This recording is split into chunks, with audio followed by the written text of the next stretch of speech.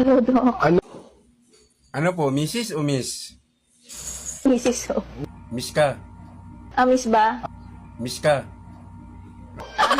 Di miss ka ba niya, kako? Anong problema? Anong pangalan mo? Carla ho. Carla. Mukhang bungangir. Ano yung sintomas? Ano, Doc kasi, palaging pabago-bago yung mood ko. Pabago-bago ang mood mo. Oo, naiinis ako kahit wala namang ginagawa sa akin. Hindi ko alam. Paano ka naiinis? Hindi ko din naman alam. Naiinis lang ako. Wala namang ginagawa sa akin.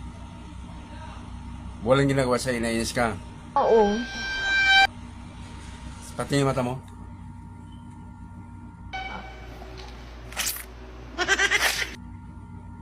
Kabila.